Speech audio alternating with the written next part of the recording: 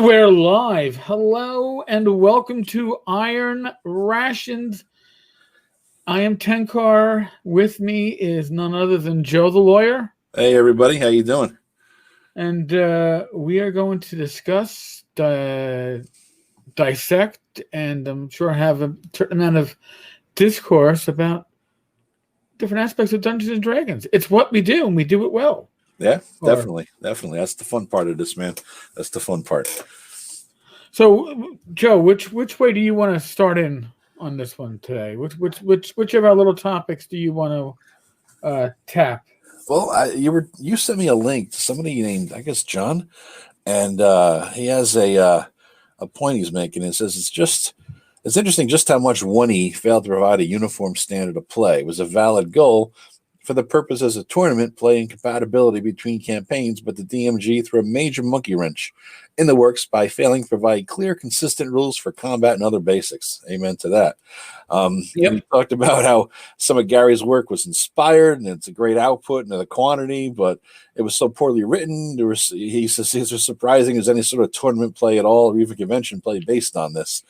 I could agree. I mean, there's contradictions. There's stuff. I'm still 30 some years later, almost 40 years later. I'm still like, I read some of the DMs and I'm like, what? Where the hell did that come from? Never saw that before. And that is because I covered this earlier this week on Tavern Chat, but I was looking at the DMG.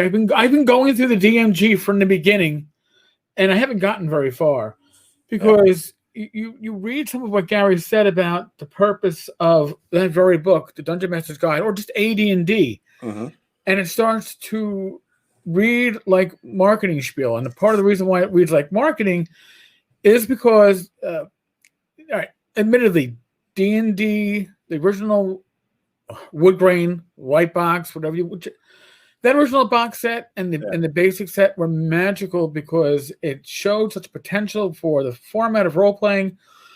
And especially when it came to the original box set, it was poorly written by a wargamer who was thinking like a wargamer. And I guess there were... It assumed you knew chainmail.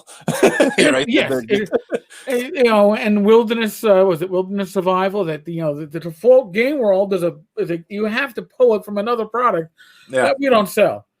That being said,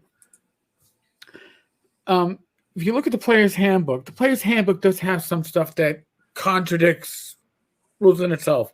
The Bard class being one of them. Psionics being another, because psionics, as they're written in AD&D 1E, does not compare. It's not compatible to any of the other rules that are in the beginning of the book. It breaks the game.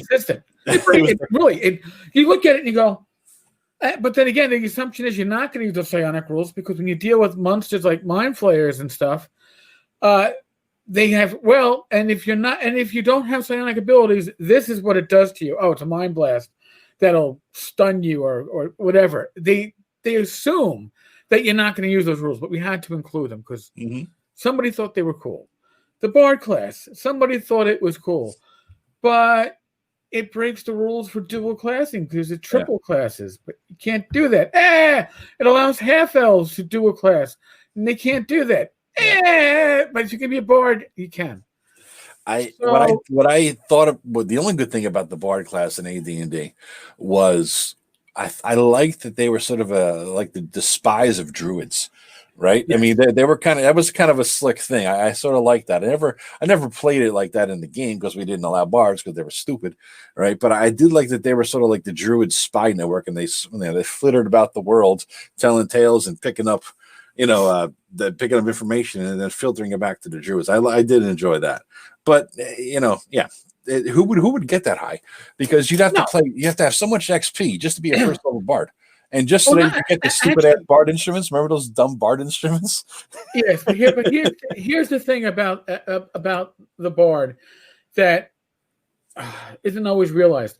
If you took the quick leveling, if you only took 4 levels as a fighter, if you only took 5 levels as a thief, you were going to basically level one level per session. Because remember, you're going to max out. First level thief needs 1,500 experience points.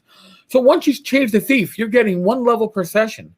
So as long as you go that route, you're going to be a bard. If you're playing once a week, probably within, I don't know, 10 weeks, you're going to be a bard. Yeah. So anonymous Facebook user, if you don't get Facebook permissions, we don't know who you are, but we'll go right back at you. Glad to see you. That's why we always recommend using YouTube, because YouTube is smart enough to tell me who you are. And John Miller commented, this is actually John Miller's post that I believe it says that we're reading from here. Yeah. So he just commented there as well. It said it's when he was poorly written with regards to clarity and unbalanced, and that was Gygax's style. Yeah, it's true. It's true. Well, here's the thing with that. Monster Manual was the first book that came out, and the Monster Manual was pretty well formatted. Mm-hmm. It stuck to its format. It didn't really contradict itself within itself. The Player's Handbook was the next to release. The Player's Handbook pretty much was self-contained. A lot of people were running that with basic D&D, because if you didn't have the charts, you had to get the charts out of, what was it, Dragon Magazine issue, I don't know, 45 or something like that. Yeah.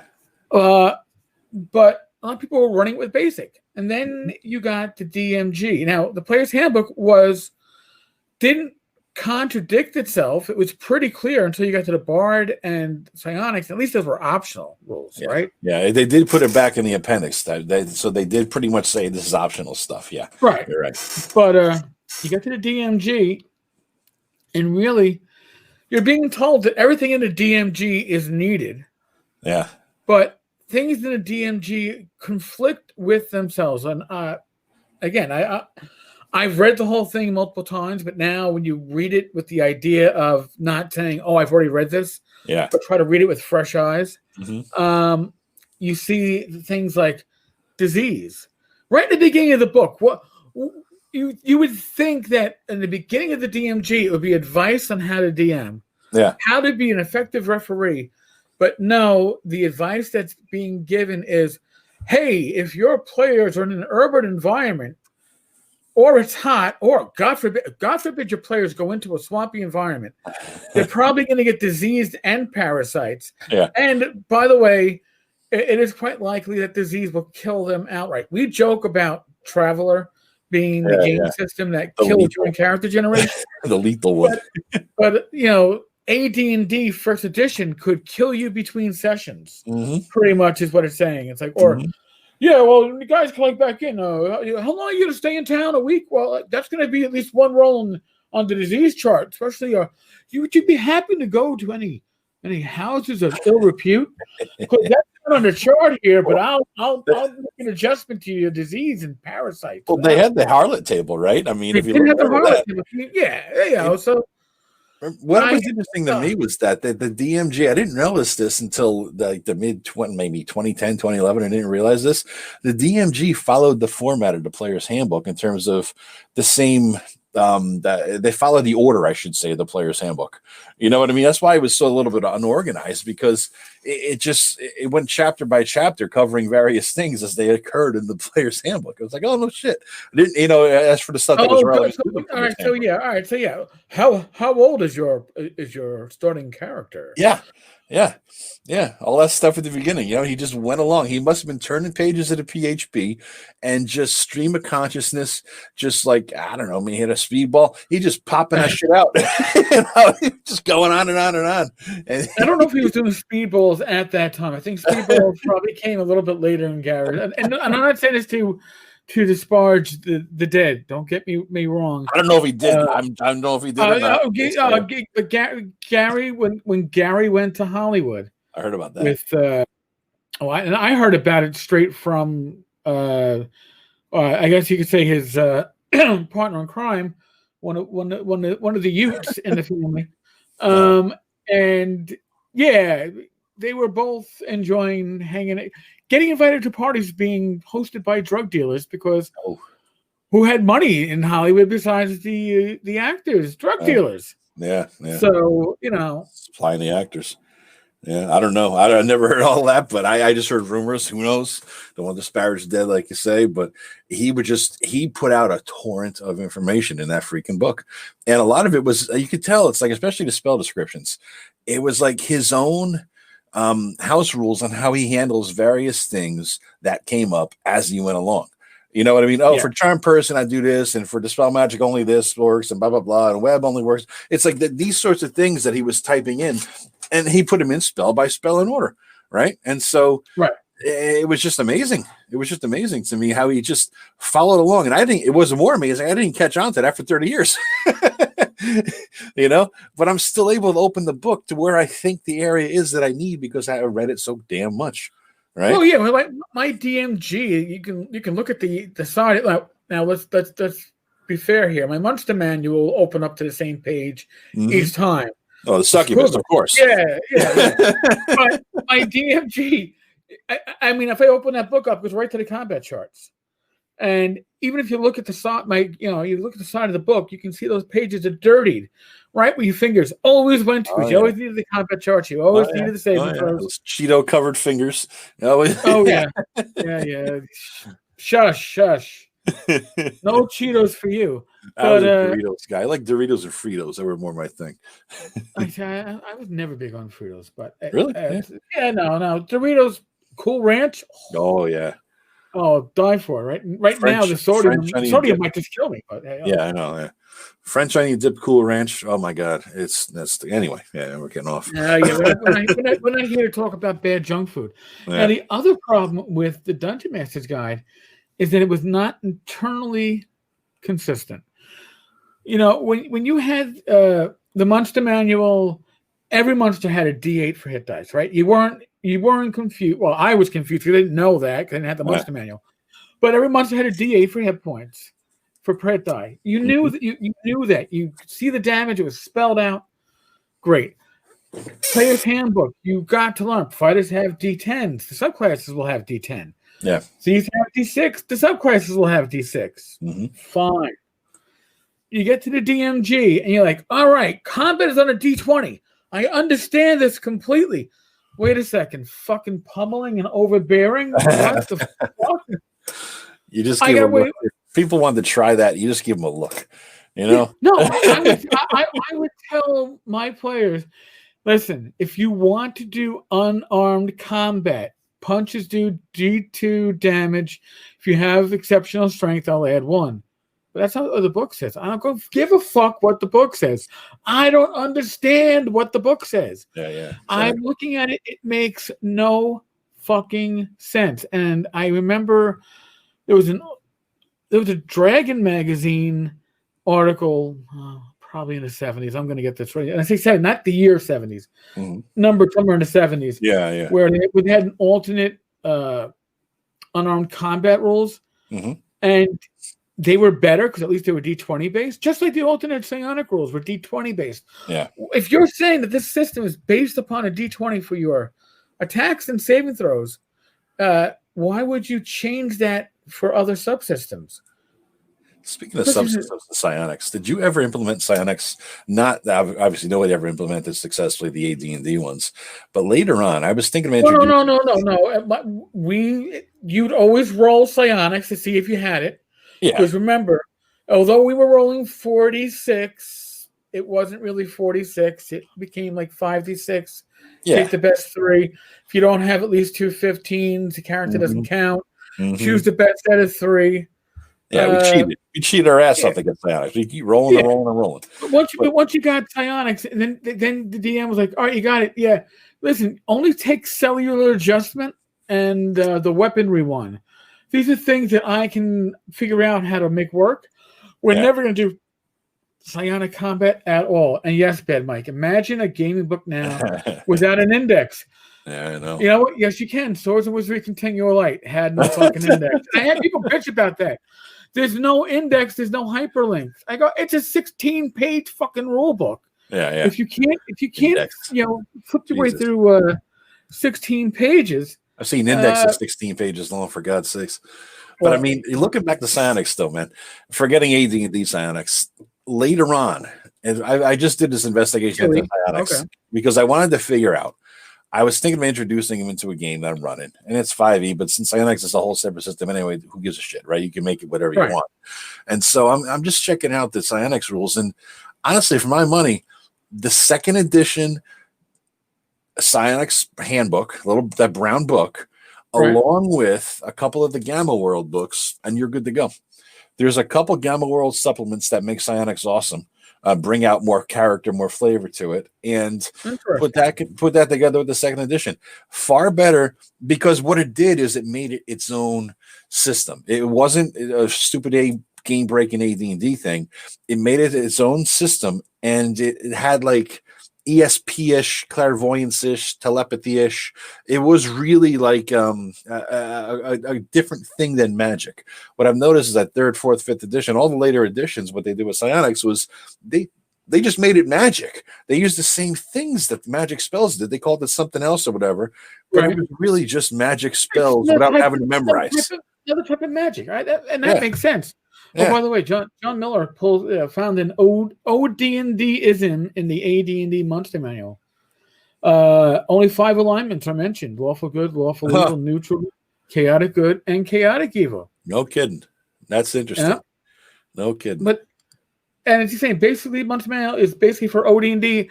I know groups that never went. They used the Monster Manual for basic and expert, never went on to use it for AD&D because it fit seamlessly. I think really the only big thing was like increasing like damage. The assumption was that monsters in AD&D would do more damage because AD&D characters could take more damage. But remember, there was no DMG or Player's Handbook. That was the first book coming out. What I wonder is that, remember, Holmes was supposed to be the bridge to AD&D, right? The Holmes edition. I believed, correct me if I'm wrong, but I believe Holmes only had 5 alignments too, right? And so I think Holmes was saying, move from here on to AD&D, right? And so that may be why, because Holmes was out when the Monster Manual came out, and then after that, it kind of went away, and then we got BX and all that stuff, right? And so I wonder if that's a carryover from Holmes because it was the system that was going on right then. No, it could be. Holmes had to make some assumptions as to what was going to be in AD&D, and he didn't know. But I think that AD&D, the Monster Manual, used Holmes' alignment system. Right. Now, John also points up that the Spirit Naga has 4th level cleric, but the spell table is for OD&D clerics. But again, it was written before the Player's Handbook, so what else were you going to reference? Yeah. And that is part of the I guess the issue of the problem. It's not like today where a publisher goes, well, we're going to put out a new game system. We're going to get them the core books right from the start. Mm-hmm. The hope was, why was the Monster Manual first? The Monster Manual was first quite simply because you could use it with OD&D. You could use it with Basic Expert. It was something that fit those rules well, so it's kind of like this weird bridge between. Yep. If you think about it, of course, my son calling. I told myself after last time I'm going to remember to call you during the middle of this. Yeah, you should. I figured that since I talked to him earlier, and of course he's calling on Facebook. and I have like so many fucking devices to keep on hearing it everywhere.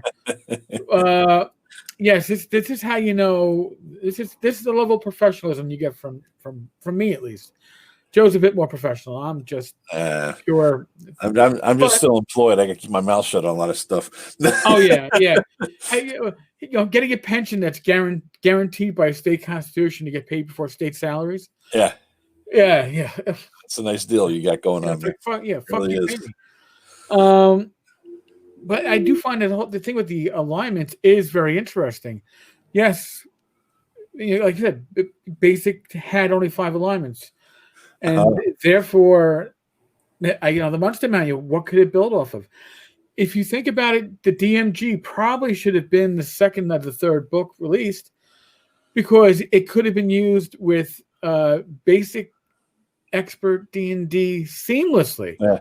because really it was conflicting with everything and nothing. I think he needed to have the player's handbook out first so that he could use it as a guide to say, what am I going to do with the DMG?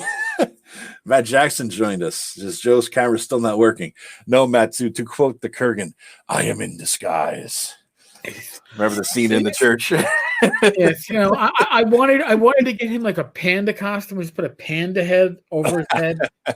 Maybe we'll do a crowdfunding with it. We'll crowdfund a costume for it, but that gets hot. That's has to be an extra large, man. Has to be a big ass costume. few X's in that large there, yeah. Several, half a dozen or so. So the 5 alignment system was being used by Judges Guild, not the OD&D little blue book, a little brown book, a little white book, whatever. John Miller, you're quite the damn expert on all this stuff, man. That's impressive. Yes, he is. Yeah, he keeps it going. But now here's something that. Now, I can't quote my source, and since it's from the source I can't quote, I'm not going to say that this is, the truth brought on from on high and that Gary told somebody secrets. I don't know, but my source has told me that many of the tables in the DMG, especially the ones that you kind of scratch your head, like, do we need a harlot table?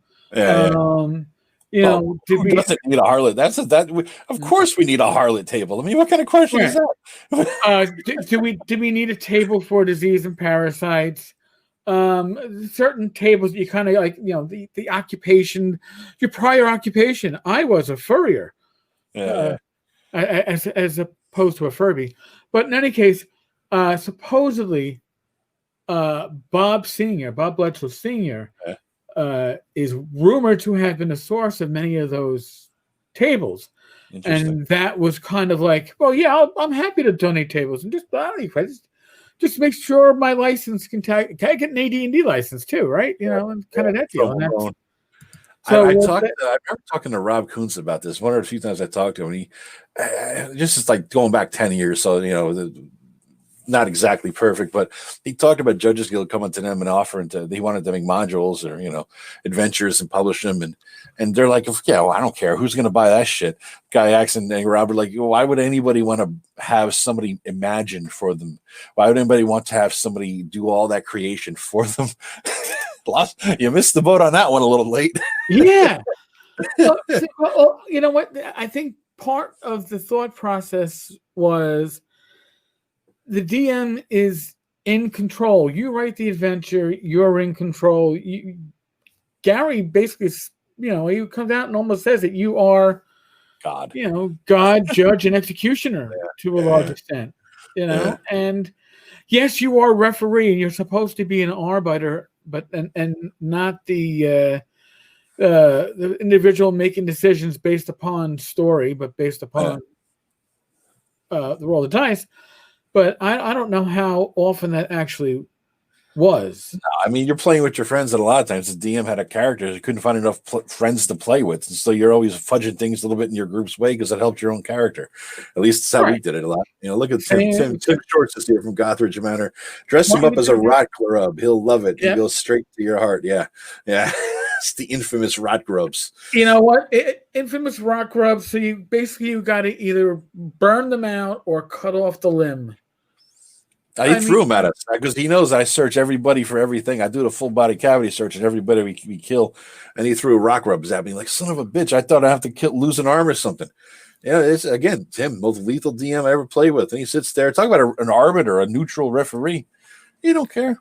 You don't care. You sit there. You're gonna die, and you're gonna die. That's it. You have to roll up your fourth guy this session. Who cares? That's your problem, buddy. You shouldn't have searched every single body. But now you look back to early days of gaming. Gary's initial group, where a lot of the spell names came from. Morden Keenan, Tensor, Big B. These were all spells that are named after player characters in his campaigns. Player characters that reached name level or higher in his campaigns. I never played in a campaign that legitimately reached name level. Define legitimate. We got to for one summer. It was one level per session. Oh wow! I think I read somewhere it should have been like maybe 7 sessions between levels or so. 7 good sessions. I mean, 7 high school level sessions where you're like 5 hours at a time, not old man sessions where you do 2.5 and have to go to bed because you got to work the next day. You know. Well, Yeah. you know, and that's the whole thing. And again, John brings up the lack of published adventures, and it surprises him. I don't think it surprises me as much, because I think when they initially thought this game up, they were thinking like a war game. Yeah. I present you the rules, and then you play it. And the hunger for more was huge, and that is why AD&D came along, because AD&D was the purpose behind AD&D was to cut out those fucks on the West Coast that were publishing self-publishing like their house rules for D&D. And sure, they were being exchanged between groups, and they were heretics, for lack of a better phrase. If you look at gaming and religious terms, these were fucking heretics. And the point of AD&D was to take the Bible and say, no, the old Bible, no. You know, if you want to continue being a heretic, stay with it. But AD&D is it's the truth. It's the one word.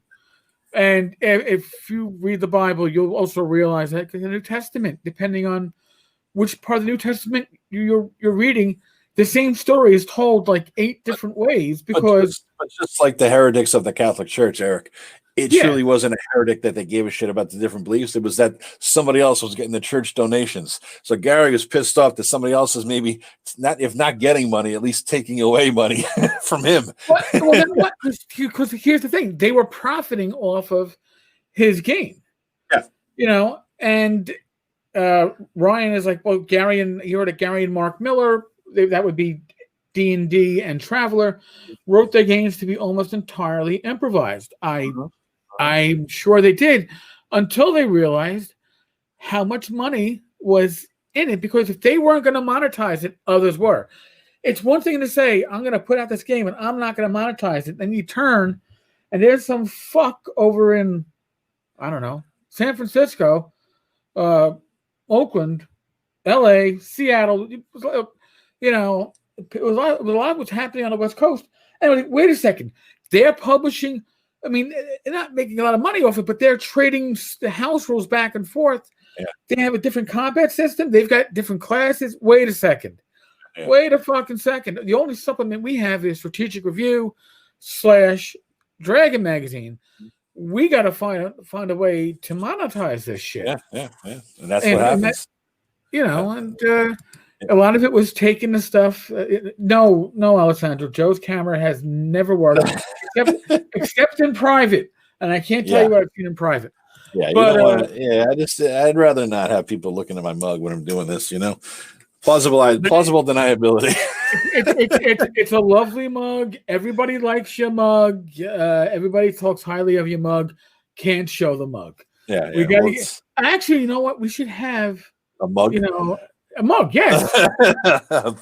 We'll get iron rations. We'll get iron rations put on a mug, and just put the graphic on it, because otherwise we have you. Joe, here's a question I've been meaning to ask you probably for fucking years, but I'm going to ask you now. Totally off topic, but not off topic. All right, I am looking at what would be your video if you had video up. Yeah.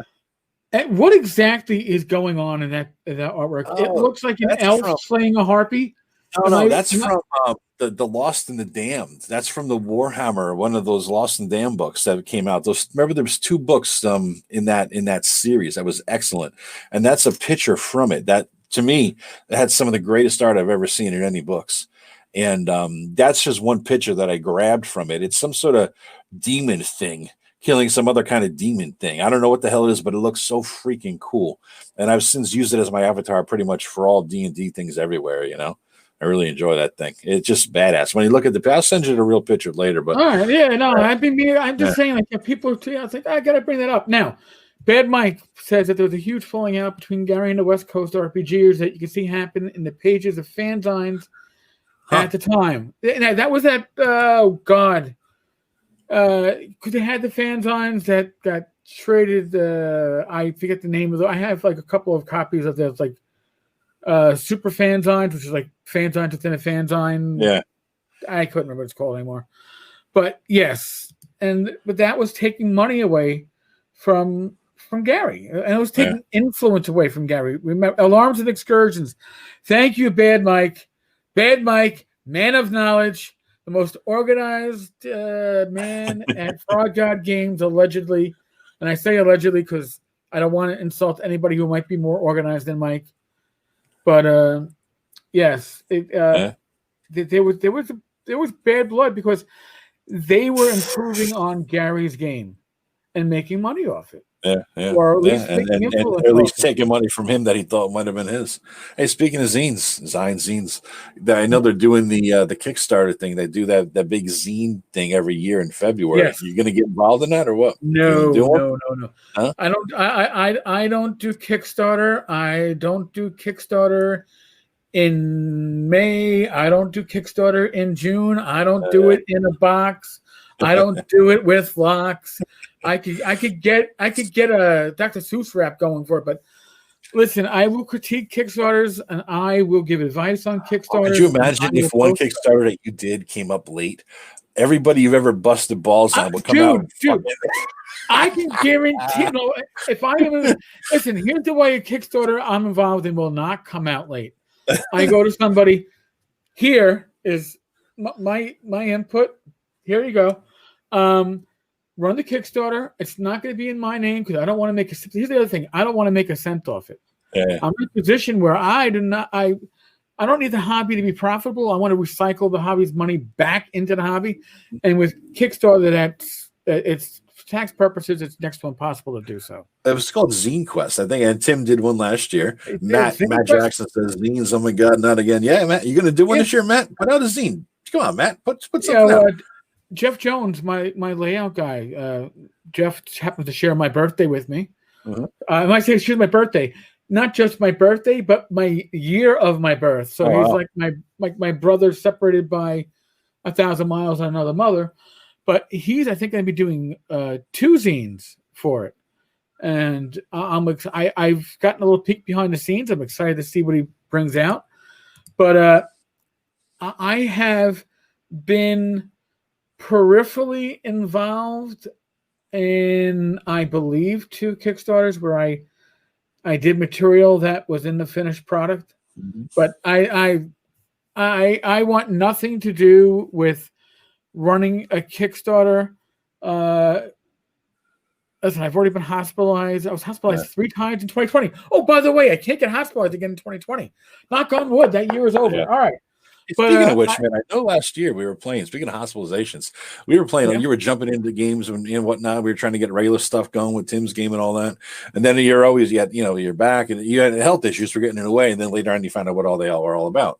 Yeah. Now that you no longer have, knock on wood, the health issues anymore, you're going to get back to running a long-term campaign or being in a long-term campaign. I don't mean to play by mail. I mean just a regular Tuesday night game or something. Well, here's the deal with my idea. With doing the play-by-post gaming is that I want to run a drop-in, drop-out, and not face-to-face because we're not face-to-face, but Roll20, Discord, whatever, session once a month in the same world, same setting, and possibly overlapping characters as the play-by-post. And I want people to be able to transfer back and forth between the two. So now I've got myself a little quandary on how to make that effective. Yeah, because the play-by-post, you could take 58 posts just to say open a damn door. Well, here's the other thing. With the play-by-post, I'm going to require people to give a list of standard actions. It's based upon standard options. Like, if you're in combat, what is your general tactics going to be for the first 3 rounds? Yeah. And we're going to, and I've got ways to speed it up. Because believe me, I understand that the length of time this shit will take can be huge, but I want to be able to integrate the two so I can have a group that games in real time at least once a month, which people aren't obligated in. They can drop in and drop out. Yeah. And at the same time, have a slower paced, but I guess, well, is it really slower paced when you're expected to post like at least once a day, but have something that is also going on concurrently by post? I'm just trying to work out the theoreticals. Good luck. You might be better off doing a parallel universe thing with 2 No, campaigns. no, the timelines. I want to cause. I want to cause trouble. All right. I'm just thinking the timelines are going to get so messed up because in a 3-hour, dude, 3-hour game. Well, here's the thing: if I'm going to do that, then the sessions in the Roll20 are going to have to be episodic. Especially since I'm going to be dealing with people that can drop in, drop out. So everything in that 4-hour time slot should be roughly timed out that you finish. Yeah, nothing carried over. In other words, you know, and then we move on. But 5-room dungeon kind of shit, basically. So Mike is saying that Gary threatened the West Coasters with legal action. So you know you know what? No, I'm not going to say it, but he basically threatened them with legal action that was pretty much groundless, like I've been threatened with multiple times. Now, at least now I have a lawyer on the show with me. If we get threatened with anything we say, at least I can say, talk to the lawyer who's self-involved. Yeah, I don't know shit about it. I'm barely a lawyer, dude. I'm half-ass. I don't know shit anyway. Dude, it's like calling you. You're a cop. I'm like, I'm retired for 5 years. Yeah. I haven't. I was behind a desk for my last 10. Yeah, exactly. So, I was pretty far removed. Bob. Hey, here's the other thing where I wanted to hit on. I got this blog post from it looks like December 26th. I'm going to put it in.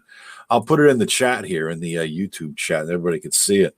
But it's interesting because it's from the Silver Key, and they talked about Appendix N we're all familiar with. I guess I never really realized that in the back of Moldave Basic, there was the D&D inspirational source material versus, then they had the Appendix N and the AD&D one. So I'll put the link in here. You take a look at it. Very different and a lot of different kind of stuff, a lot of different kind of stuff. So there's the link. Everybody can take a look at it. And just to pull it up, though, I mean, I don't see your link, dude. It's in the YouTube. Oh, okay. I thought you were putting it into the general chat channel here with us. Oh, let's put that in the private chat with you there. It's also there. There you go. All right. Well, then here, let me copy this copy link, and I'll put it into the general comments here. Yeah. So it's interesting, though, because if you look at it, you'll see that there's a lot of different kind of stuff that he has in Mulvey that, I mean, I didn't hear of most of anything for Gygax, but I went back and read a lot of his stuff, or at least looked at it, investigated, or whatever. So much so that it was familiar that you see it in the bookstore, you see it in the library, or something like that.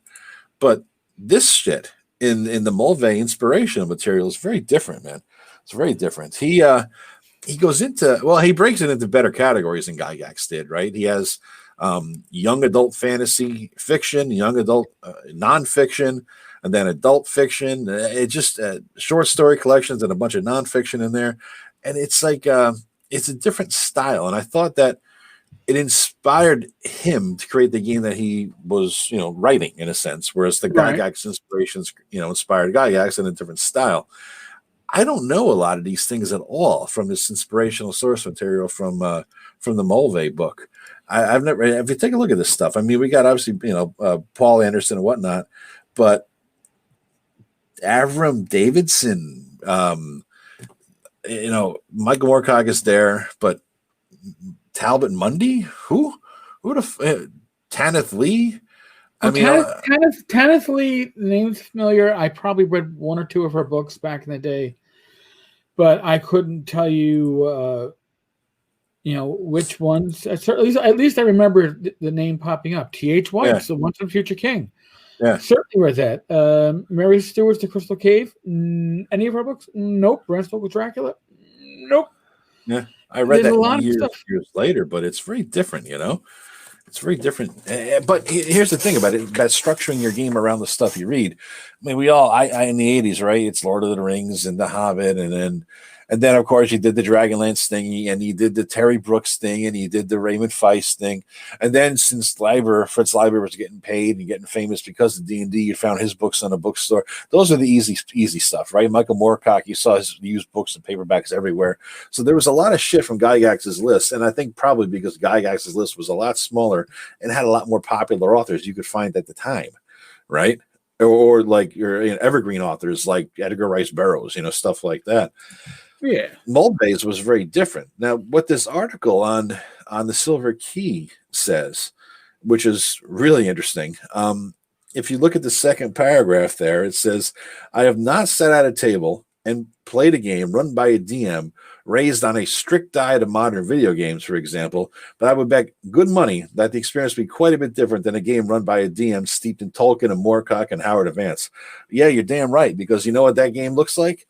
Fucking 5e, Tasha's Cauldron of bullshit, and Xanthar's Guide to all kinds of stupid crap. That's what it is. You have all these stupid races, all these stupid ass classes that are informed by video games, manga, anime. I mean, it's just dumb shit, that people want to play. Kids want to play because it's their influence. And I look at that, I'm like, no, it's dumb. Right. Basically, if it wasn't an AD&D, you're not playing it in my goddamn game. That's kind of what it comes down to. Here's the thing, too. Like we look at orcs, all right? Their physical appearance has changed over editions, but the later editions, starting with later third edition, to reflect games like World of Warcraft. Yeah. Because remember, there was a World of Warcraft third edition game that you could have played. I mean, this is when Wizards of the Coast said, "Hey, there's money in these MMOs." Yeah. And that's why they come out with fourth edition. MMOs are making money off of, again, we're going to take this to, the Gary extent. The MMOs are making money off of our backs, effectively, right? Because, role-playing games, D&D in particular, created the genre. And now MMOs took it to not just the level of computers that was already done, but taking it to the point where people are playing with each other virtually over the computer, and they're making a subscription fee off that. Yeah. And why can't Wizards of the Coast make a subscription fee? Well, apparently you can't make a subscription fee because your main programmer back in the 4E days happened to kill his common law wife. And then this is after the fiasco of already stealing the dice graphics from Fantasy Grounds 2. What? We got dead for this. What? Oh, you didn't know about it? What the hell are you talking about, man? Oh, I'm sorry. You got somebody killing people? Yeah, you didn't know the drama? No. All right, I used to know it a lot better, so I'm not going to go into the details. I probably have to look up my own blog post to find the details. But I remember when 4A was talking about how they were going to come out with their own VTT. And I'll tell you the truth, I was excited because VTTs excited me. Yeah. Okay. The first one I played with you, the first one I ever played was with you, was Roll20 in its earliest incarnation. And I think, do you remember we did a video? They came into our game and they recorded, of course, not us talking because that would have been fucking bad, but they just recorded us playing and laughing. I guess really we were drunk and they just liked to show us all laughing around the VTT. Yeah. No, actually, it was a promotional thing. Yeah, but I'm not sure if that was the Roll20. That might have been there was a rule set that a VTT that we were actually the early group played with the main programmer. Oh, really? And what happened was they were trying it. Listen, back in the day, and it's going back like 10 years or more. Back in the day, VTTs weren't all that good, or they did one thing good and everything else pretty shitty. There was a whiteboard and chat room. That's right. Right. And a place to talk. This was pretty much on that level. Yeah. And what happened was they had to Roll20 got released because this other one had Kickstarter too. They both successfully kickstarted. Oh, that's right. That's right. We got the loser one that never made it anywhere. Right. I got merged in, and I was like, I backed them fucking both on the I'm a god / loser level, and I was like, oh well.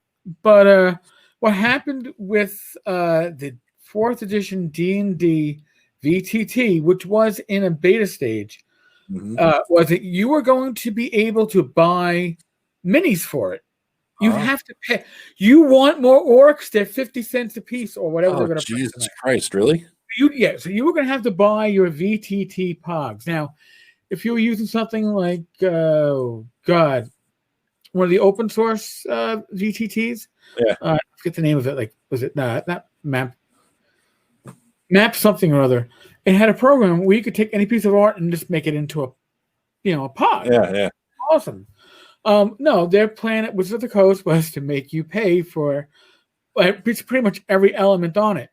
Well, two people involved in the program were a husband and wife team. I believe they were common law, and they were having issues. I think he might have been psychotic, and then the project. I guess the wrong term would say the project died. But the project was shelved when he killed his partner, and it went belly up. Yes, Map Tools. Thank you. Okay. Yeah, Map Tools was something that was ahead of its time, and I had no programming knowledge, so it was one of those projects that was like, oh, I can donate. I'll donate $10. I'll never use it, but I'll donate. I'll donate $10. David is like, did you check out Foundry? I have looked at it. I have not checked it out. I have not taken it for a test drive. Maybe if I can get my shit together, maybe I'll test drive my new campaign. And very good things about it. I've heard very good things about Foundry. Yeah. By the way, they're not sponsoring the show. We don't have sponsors because who the fuck was sponsor Joe and all? Yeah, we got. Yeah, you do have 15 people watching right now, though, man. That's not bad. No, it's very good. It's, hey, does that count the Facebook people, or is it just YouTube people? I believe that counts both, but we'll know better when we log out and we get the Facebook, the YouTube account. But no, that's the fact that there's 15 people that basically are sitting at a bar, letting me talk. Yeah, God bless you. Yeah, that, you guys must be fucking. We lost the person. We're down to 14. Fuck, we got to get back to D&D talk. Well, when you start killing off, D&D programmers, then that's when it goes south. Jeez. But in any case, that is the long story short. There are, I'm sure, more details on the web. I'm sure I have some of the details on Tenkar's Tavern if you want to look up. 4E. I never heard about that because I ignored 4E because it was a stupid. It looked like it was basically vomit. I mean, it was no better than vomit, and like dog vomit at that, not even human vomit. So I didn't even bother with it. It was just terrible. My main problem with 4E, and I thought initially I bought it, and then I went, well, everybody gets one per level. Well, Matt's in there. It says Map Tools lead programmer did not kill his wife. I worked with the lead programmer. Actually made all the icons for the menus. Not Map Tools. It was the 4E lead programmer, not Map Tools. Map Tools was a great tool. Yeah. It was not. No, it was the 4E. Yeah, it was the lead it was the programmers involved in programming. The official Wizards of the Coast thing, you mean? The official VTT that was being put out there to work with the 4E, and it was going to be published by Wizards of the Coast. It was their way to monetize the virtual realm, and I believe the programmer that committed the homicide is the same one that got caught stealing the graphics from Fantasy Grounds, where Fantasy Grounds has the roll your dice, and you can watch those dice bounce around. At the time, it was a highlight for Fantasy Grounds for me because I couldn't. I as a GM, I could not do anything with the program, but I could. As a player, it was great. But I've been doing Roll20 a lot, man. It's been good. I've invested actually money in some of the stuff for 5e and whatnot. It makes a lot of things really simple. I remember when we used to play, we did it in a very basic, bare bones way. And I've been learning, just watching, playing with other people and figuring it out. I'm like, little by little, you just pick up on it. It's like, hey, I've resisted learning this shit because I just wanted to keep it simple and as close to, tabletop as we can. But I got to say, it makes life a lot easier in a lot of ways. I finally am actually playing on a character sheet rather than having a piece of paper in front of me in one game, in an online character sheet. And it's like, geez, I never thought I'd go that far, because it was like my one holdout in playing online is I always had a piece of paper character sheet with everything written in pencil on it. And that's where my scores were. That's where my abilities were, because I missed the face-to-face. But when I moved to online, I just click on my longsword little thing there, and it shoots the dice out, and I roll the attack and the damage all at one time. Holy shit. Well, here's the thing with me, I didn't even go that far. I have my old desk, the desk that I basically abandoned because I can't access it during the week when Rach is working. I have a desk blotter, which is basically it's a desk blotter size graph papers. Mm-hmm. And that's where I would roll my characters and I would make my notations. And the only problem is that after about 4 or 5 sessions, I'd have to find the character find a character that Tim did not kill. I had to find a character Tim did not kill, and then put a big X, big square around it, and then transfer that to the sheet behind it that was clean, and start the mess all over again. Yeah, the mess it would have probably be, because they got the beer stain, the ring around it and whatnot, coffee. You got Matt saying, Joe is jealous after seeing how amazing Tim and I were running our games at Roll20. He's not wrong. I mean, I was a little like, oh, shit, we could do that? Show me how to do that. I remember, Matt, you tried to show me virtual lighting one night. It was after our game, and it was me, you, and Tim were there. And I think we're the 3 last men standing, and I was sitting because I couldn't stand. It was one of those nights. And you started talking about virtual lighting or something and how you block off rooms. And I'm like, I'm out. I'm tapping out. I'm done. And you went on to it and you explained it to him. And then I think Tim might have done it later. And it's like, now I look at him like, God, that's fucking easy. It really is simple. It's like I could do that. So, yeah, you've inspired me to learn, Matt. See, that would be great. But the problem is, if you've played with me as your DM on Roll20, you would know that, I don't use minis or any of that shit. It's just take the pointer and tell the bad DM where he touched you. I mean, tell me on the map. Tell me on the map where you're looking at or where you're going, or I'll point out and tell you where the encounter is. Because as my old gaming group knows, since most of them are here, who is usually the one that you got to go, psst, psst, Tenkar, wake up, move your fucking paw. I'm still talking. I'm in the game, right? I don't remember to move. Listen, I haven't played chess since college, all right? You think I know to move these pieces constantly? If I was playing at a real fucking table, I'd be like, yeah, that's my mini. It's out there to show you that I painted something 10 years ago, and that's the marching order. Never went beyond that. So, John is saying, if you're playing an open-ended campaign where players can go anywhere, then Roll20 start to use, can't prep any possible location map. What I do to get around that, John, is I got about 8 or 10 or 12 generic maps, right? They're like, I even call them campsite by a river, woods in the north, mountains, hills, things like that, a forest encounter near the swamp or whatever.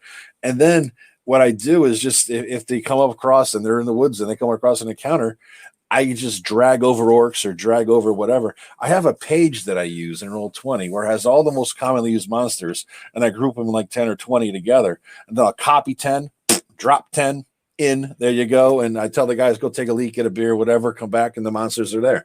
You have a fight, It's so much easier than even go dig into boxes and little things full of your tiny minis on the game table if you use that. Listen, so my best games and my hardest ones to run were running when I was running Mouth of Doom at conventions for Frog God. Because you got the whole dungeon out there. You got the whole Mouth of Doom. Doesn't it sound like a great nickname for a wife you don't like? Mouth of Doom. Yeah. He just never shuts up. That kind of a wife. I would have Mouth of Doom. Anyway. Shut Mouth of Doom, God damn it. Hey, hi, Rach. How are you? I didn't see that. I said a wife you don't like. So, yes. No. I don't. But, you're challenged by having everything out there like that. I mean, in a way, you're challenged by even the way I do it with the Fog of War and the reveals on a VTT, because now players are going, that speck on that wall, what does that mean? It's like, fuck. Nothing. It means nothing. Or it means I'm trying to hide a secret door from you. It's one or the other, depending on where I got my material from. And you don't have that problem with theater of the mind. As Matt says, theater of the mind is far superior to any VTT. It is, however, and I'm going to throw this out to Joe and our live listeners. When you DM theater of the mind, who draws out the maps, the DM or the players? Because I know, yes, in my groups, the DM draws out the map. Yeah. Why? Because otherwise, sessions will take 3 times the amount of time. Yeah. And as people go, all right, well, but you said 30 feet to the right? Well, I said east. Is east right or left? I don't know. Let me see your map. On your map, it's still, but now it goes at a 45-degree angle, and it slopes. Just give me the fucking paper. Give me the fucking paper. I'll do it. Yeah. I had that same problem. I played a great theater of mind game a couple of weeks ago, right? And somebody else DMing. And I'm like, this is fucking fun. I like this. I miss this. And then I'm thinking to myself, I'm playing Roll20 so much that my skill set is deteriorating. I want to try a theater of mind. So I tried it with my brother, right? And so we're sitting there. And this is where Roll20 is helpful and minis in general. When you're brothers and you fight about shit all the time about where's my guy? Wait, if he was there, how come we couldn't do this? You said he was there before. Back and forth. I'm like, shut the fuck up. You know, that kind of shit. So when you've been fighting since your age, playing D&D, age 14 and 12, you're going to keep that dynamic going, right? And so I found that theater of the mind works with certain groups.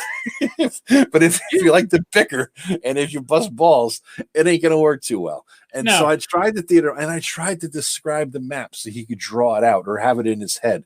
You know, oh my God, it led to such bullshit. So I'm like, just shut up. I'll just draw and I did. I scratched it out. But just there's just a dig. I'm like, this is not the scale. This is a general. Oh my God, that led to more bullshit. Just back and forth. I'm like, done. I'm done. It could work with certain groups, but doesn't work with others. Now, Matt Jackson points out another problem. Oh my God, Joe is notorious for searching every damn nook and cranny I draw into my map. No, Joe, that's just a rock alcove I drew on there. Again, as all things, I blame it on Tim because Tim tried to kill me with every rock alcove and fucking doorknob. So I want to know what the shit is that's going to come out and kill me. That's all. I want to know what it is. I want to know what it is before it kills me. I don't mind if it kills me. Yeah. I listen. Forewarned is if it's going to take me out, that's fine. Just I want to see it coming, man. I want to know. See, my problem with pure theater of the mind, a lot of time, and letting the group draw out the map is if I'm drawing out the map, I probably won't forget to include the altar or include the I'll right over here. We've got there's a pool, and I won't forget to put that in. But if I describe it, there's a good chance I'm gonna fucking forget. Yeah. And there's the problem. Yes, I guess Vance has played with Joe, and then he goes shopping. You gotta shop. You gotta shop for good shit. That's how you survive these games. If you don't have the shovel, the pickaxe, the crowbar, we know that for any Matt's game, we need a fucking crowbar for any of the Matt's games, and buckets. Buckets I found are useful now too. And you need a guy to carry all that shit too. Somebody big, dumb, and stupid it's too stupid to run away in combat. That's what you need. Yeah, Tim, I taught Joe how to abandon dungeons before he checked under rocks. You can teach old lawyers new tricks. Yeah, as soon as I grab something, I'm running away now. If I'm lucky enough to get 3 coppers out of something in Tim's game, I'm feeling it as a victory, and I'm running down the road. I'm stepping out, getting the XP for the treasure I found. Then I'll step back in. But I want to make sure I get my credit before I get fucked. Yeah, exactly. God, say Eric, your game, is it you gonna have a long-standing campaign in a setting in a world? Is there gonna be a lot of one-shots, or is what kind of immersion level? It's gonna be in a setting, and it's gonna be in a world, and adventures are going to be loosely connected, but they're going to be divided by time. So you're going to have a downtime of a month or 2 between adventures. That's going to allow the activity going on in the play-by-post and all that stuff to kind of simmer in. And also I find episodic works better if you're designing something for drop in, drop out, which is what I want to do. I want it to be something where people can jump in if they want to play, and they can't make it this month. It doesn't bring everything to a halt. It's like, yeah, we got our 4 players. We're good. I have learned that when it comes to running game sessions, when I run things in person, I can run with 10 to 12 players in person. And Joe, if you see me, I think run with 9. I think they run with 9 of our sessions. Yeah. At that Shire Con. Yeah, you had a good table there. Yeah. And I can run at that level. I can probably, I think the most I've done is 11. I could probably hit 12. With a VTT, I cannot come anywhere near those numbers. I think 6, maybe 7 is my limit. And the reason is when I do physical cons, when I'm in meet space, whether it's MEAT or MEET, when I'm there physically, I can walk at CharterCon, you can't walk the tables because there's no room. Yeah. At other conventions, I walk around the table. I stand up. I gesture. I project my voice. I make eye contact. You keep people involved. Human nature is when you are not directly involved that your mind likes to multitask, and it will change what it's stressing on.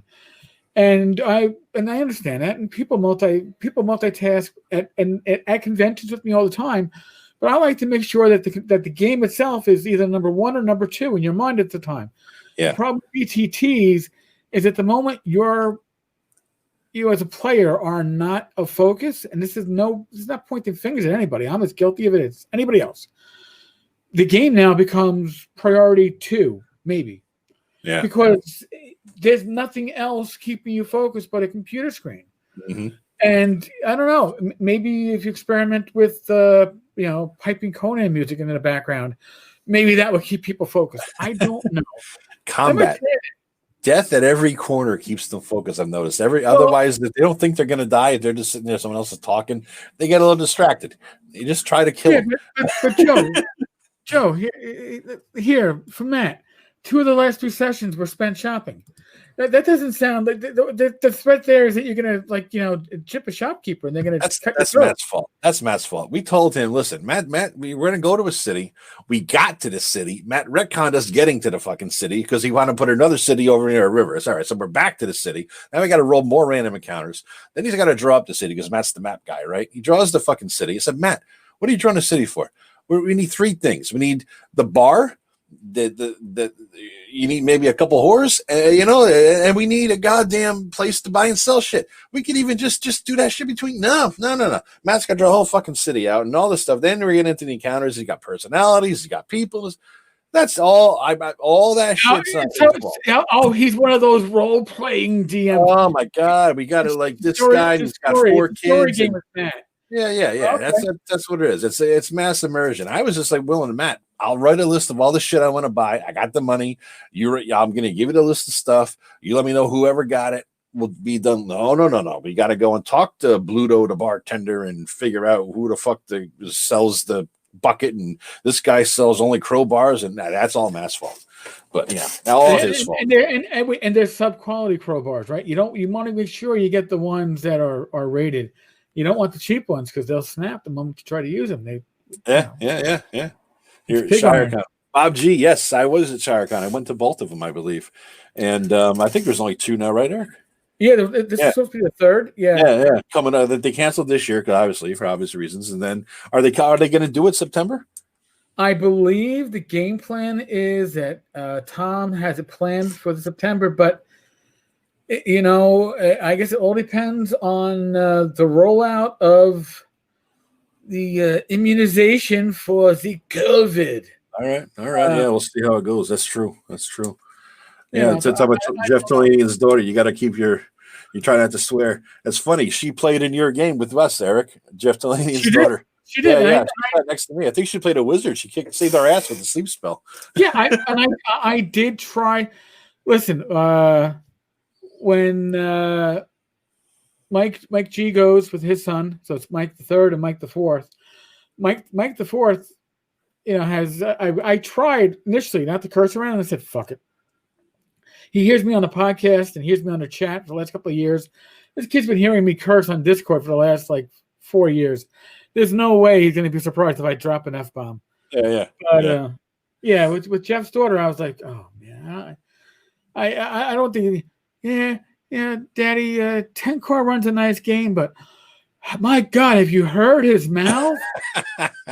Because I'd like to think that Jeff doesn't curse at home. I mean, pouty mouth, but I'd imagine he's pretty straight up at home. I would imagine. Who knows, right? But so Bob J, I guess if you played at the table with me, then you did. I'm the big fat guy. So you did. Old man memory is fading. Yeah, tell me about it, dude. Tell me about it. Yeah, Matt does a lot of standing when he runs games for us. He's always standing doing poses, doing these weird, kind of like I try to screen capture as many as I fucking can, but he moves too fast. For an old guy, he's doing that drill sergeant shit in the background, Yeah, he jumps up, he does poses, he does hand gestures, like oh shit, I'm gonna guess print screen, save that image, but he moves too fast, I couldn't do that because the moment I did, it's like, shit, man, Tenkar's doing this in his underwear again. Come on.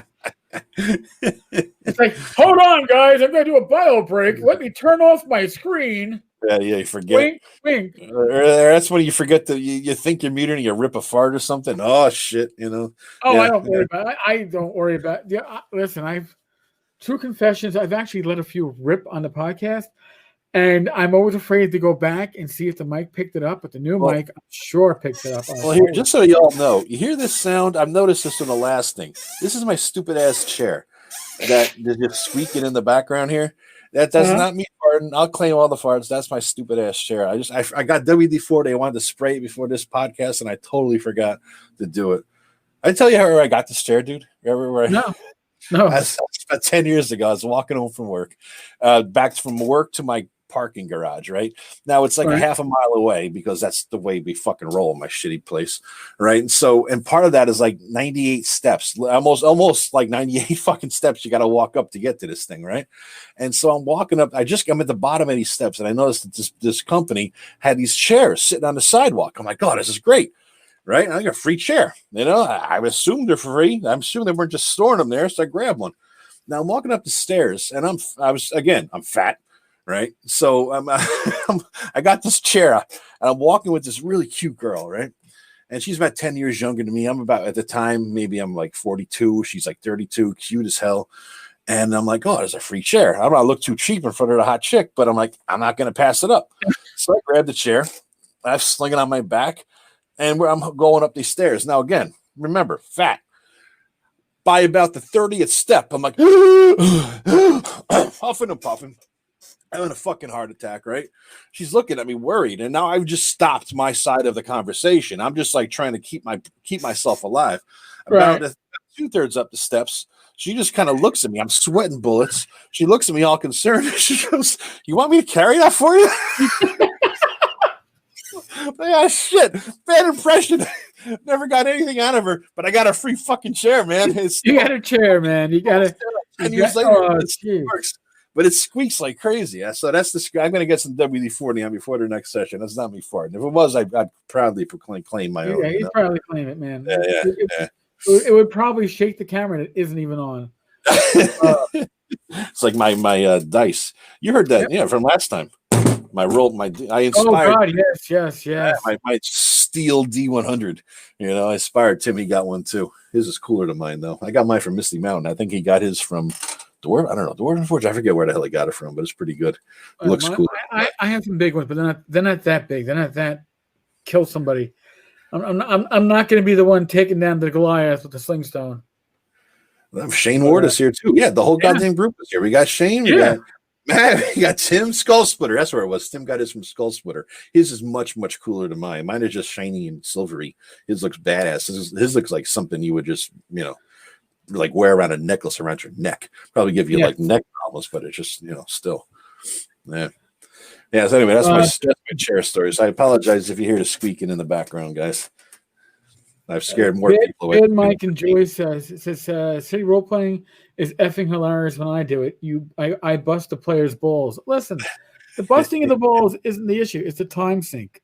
That's the issue. Yeah, That's yeah. why. And here, and just as a general comment on this, as a GM, I hate urban environments because they are, it's one thing when you're running a sandbox in the wilderness, you can plan ahead, right? In a city environment, the whole city is basically a fucking sandbox. And the moment the players do anything, first off, what do players always do in a city? Which they rarely do anywhere else, but in the city, what do they always do?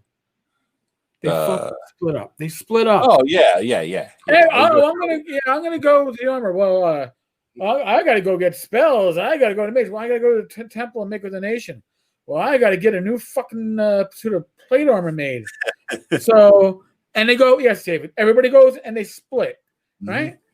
As a GM, that's why when you go to conventions, do you ever see an urban environment that's mentioned other than it's you starting out here? Here's your equipment. They give you a contract, and here you go.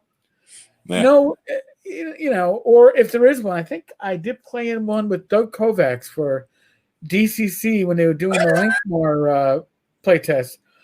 And let's be honest, and I love Doug as an artist, as a creator, as a GM, sober or far from sober. He is an amazing GM. This was when he was in his far from sober stage because he spilled his wine at 10 o'clock in the morning all over the playmat. But it was an urban setting. I don't think we left either of the two buildings that we went from one to the other. Because if you actually had us wander in the streets, it never would have ended. And yes, PCs die just as easily in the city. But here's the thing. They don't die as quickly because they've all split up and there's a time sink. Everybody, even if you and God forbid you set upon them with highwaymen or thieves or beggars, they're going to claim, oh, you're picking on me because I went to go buy my poison. Yeah. Ocean. You're just doing that because you're picking on me. It's personal. I'll tell you what, Eric, after the game you were in with Tim and all of us, Tim decided to do a city game because I think I suggested I would love to do a good city campaign. And he had played in Rob Connolly's stuff, the City State Invincible Overlord for 1,000 years. So he's like, I'll do it because he knew all the city stuff. He created the city and all this stuff. And I rolled up a character. It was going to be like a lot of us. I think me and Matt were going to play it. Now here's where Matt chickens out, right? Because Matt's favorite character of all time, his name was Snickle. And Matt also hates gnomes with a passion. So I, of course, created my character in the city, Snickle the Gnome, right? So my Snickle the Gnome guy is in the city, and Matt was going to play, chickened out. But me and Tim ended up doing some solo adventures with Snickle the Gnome. Snickle the Gnome was a thief by class. However, we never actually stole anything. He lived in a one-room tenement house and a boarding house, 10 by 10. He was a tinkerer. He looked for scrap metal, and he tried to keep his 1 or 2 hit point ass alive while he was out there looking for scrap metal. And that was the whole game. And Tim created this whole system about finding scraps and quality of scraps, and you could create various things and sell them. And, you help people out by doing all this shit. I'm like, it was so immersive and so fucking cool. When there was a fight, I ran away. I called the guards because I don't want to fight anything. I got 2 fucking hit points, right? And there's ghouls or somewhere. No, guards, come and kill that shit. And I just went around looking for scrap. I mean, one big guy chased me down an alley, and he couldn't get because I was too skinny, being the gnome, Matt, gnome, Snickle the gnome. And he's reaching for me. The only thing I ever fought was I stuck his hand with my dagger as he was reaching out for me, just like an asshole move. You know what I mean? And that was, I think, the only fight I ever got in. And I was a sewer worker. I had a shovel that I was using I was designing it like a shovel had like multiple, remember the rod of many things? You could push this button to do that. It was like my super shovel. And I was a tinkerer designing this massively cool super shovel, designing it off of this ad I saw on Facebook, the awesome, Rambo knife type of shovel. So fucking fun. So fucking fun. And my job, I'd get up in the morning and I'd go to work in the sewer and what I'd find for scrap. Great fucking adventure. With Snickle the Gnome. It's better than your real life job. However, I got a question for you, Joe. Yeah. Joe, honest answer. would that have been as interesting and entertaining with a full group? Yeah, it depends. It depends on the group. No. Would you have gotten, first off, would you have gotten that amount of time on stage? No, it was just me and Tim for the most part. We played for a couple of months, I think. And you were accomplishing your goals. Now, yeah. And when you're in a dungeon, everybody has pretty much the same goal. You might have different sub goals, like, oh, my priesthood wants me here to find the relic of stuck up somebody's ass. You know, my thief guildmaster wants me to find the body of, you know, I should have been dead earlier, and return his right pinky finger to prove that I returned the right guy's. That's fine, but you all have the same goal, which is to find treasure, kill shit, and take their stuff. Yeah. But when you're in an urban environment, everybody's goal is me. Well, that kind of depends, right? I mean, because my brother's running that group. He's running a game with the group in the Waterdeep City thing, right? And he does it like I do. He steals bits and pieces from all over the place and create a thing. But his guys have they had an inn. Right, because they wanted in from Volo or whatever the fuck, and so that brought them together. And he also does solo shit with them, but brings them back for the big stuff together. You know what I mean? He'll say, who wants to do something in between? We'll run a 4-hour individual session. And like Tim saying, you work with your audience. He would have shifted it. Yeah, I'm sure he would have. But it was kind of like immersive for me and immersive for him, and it was just fun tinkering with stuff like that. No pun intended, as a gnome tinkerer. Listen, I think that. I have played with Tim over a number of years, and Tim is one of the best GMs. I'm not blowing smoke up your ass, because I know you'll kill me anyway as a player. Yeah, it doesn't matter. It won't help you. He'll still kill you. He's the best GMs I know, because he can work on his feet. He can improvise. When a jackass like me decides that I'm going to do a skit for Monty Python, and decide that we were selling pottery out in the middle of fucking nowhere, he fucking rolled with it. He could tell me, dude, they take their swords out and they stick you like a pig. And you know what? They would have been within their rights to do so. But he it works very well on his feet. And I want to grow up and be just like Tim. Shoveling crap in a sewer, perfect for Joe. Thanks, Matt. You know, it's so immersive. I just swear to Christ, the other night I'm watching a show, and it was Klook, that old movie Klook from like 1973 or some shit.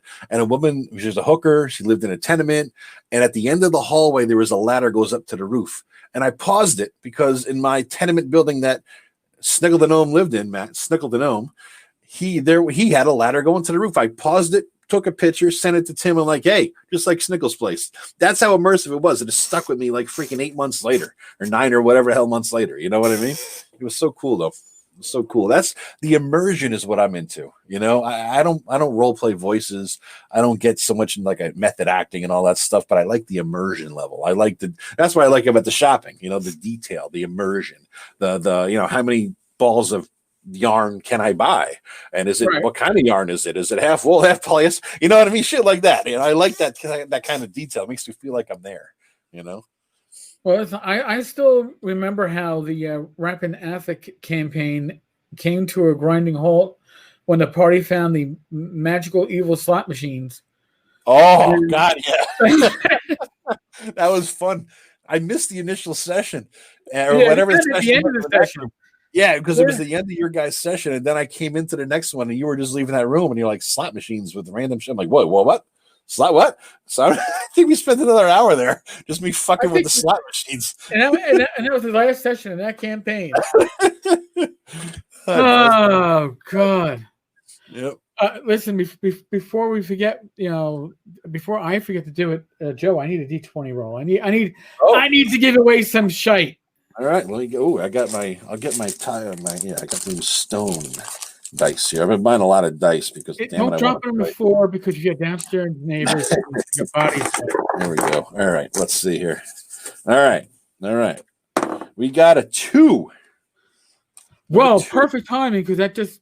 Oh no! Either way, it's fucking Matt Jackson. Hey, Matt won something. See that, Matt? My undying love. Actually, Matt, You should know my email address by now, but if not, tenkarstavern@gmail.com. Email me. You got $25 in drive-through RPG credit being gifted you for OSR Christmas. And Joe, I need one more. I need one more roll. All right, let's see here. And Matt, you don't fucking count. You don't even get counted in the counting of the count. All right, let me roll. I'm going to come back from Matt, but just not count Matt. 13 this time. 13. It is easier to count backwards than downwards. Yeah. Shane Ward, come on. Shane Ward, come on down. You're the next being gifted by the fat OSR Santas. Shane shows up the last fucking second, wins a goddamn prize. Motherfucker. Yeah, that motherfucker. Email me at tenkarstavern@gmail.com and I get to send you a $25 gift certificate. And you know what? Since it's I'm not going to be doing well, I guess I could just give away any day. One more D20. Oh, all right. But no, it's not as exciting. It's not $25. All right.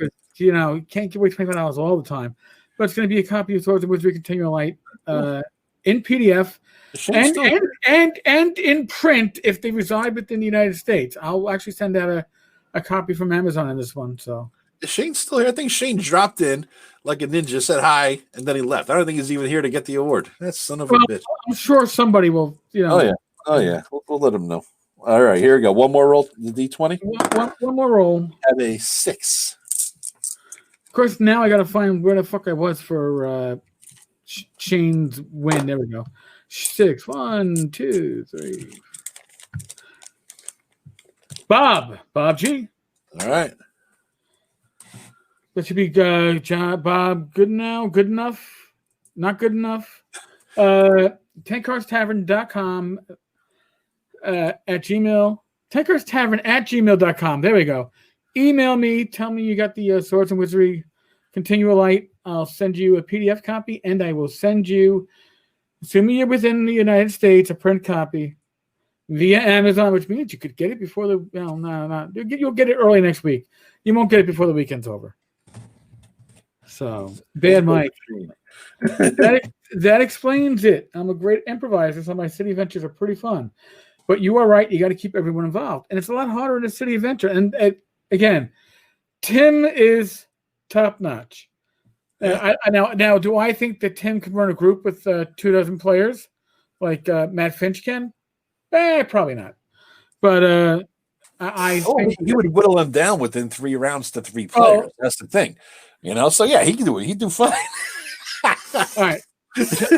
John Miller, has anyone used Vornheim or another generic city supplement? Well, here's the deal. Vornheim is not like any other city supplement. No, it's weird. If you use Bargegate, if you use Thieves World, Karst, or any of the other classic ones, Lankmar from back in the day. Lankmar, yep. They're different. Vornheim is all right. It's weird, man. I'm going to put it back in the day, years ago. You're going to go to the puppet story, aren't you? Yeah, you're going to the puppet. We're not going to. Tim, I'll have to bring back the dragon at some point, Tim. But Feltothraxis, who was named by Tim, did a kind of not a review, but did his thoughts on Vornheim, and basically was I don't understand this book, and then knocked it off a fucking back porch in the Poconos. But Vornheim, either it speaks to you or it doesn't. Some people pick it up and go, "This is the best shit I've ever read." Yeah. Oh my god, I understand this completely, and maybe they do. I read it and I go, all right. Somebody who likes impressionist art just puked all over this book, and don't get me wrong, Zach Smith has done some stuff I think is amazing. Red and Pleasant Land, I think, is probably one of the top 5 RPG releases of all fucking time. I think Vornheim is greatly over fucking rated.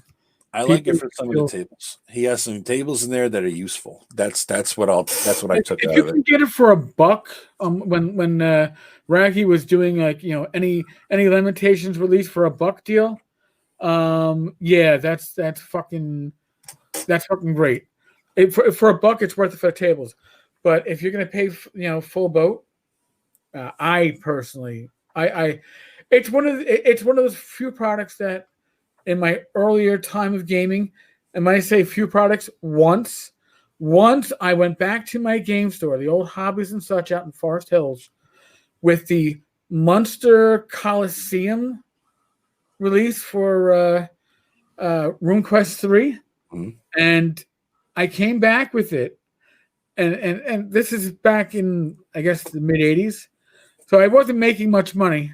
I was a college student, and I came back to the store. I said, I have never purchased a product for an RPG as worthless and as price as this.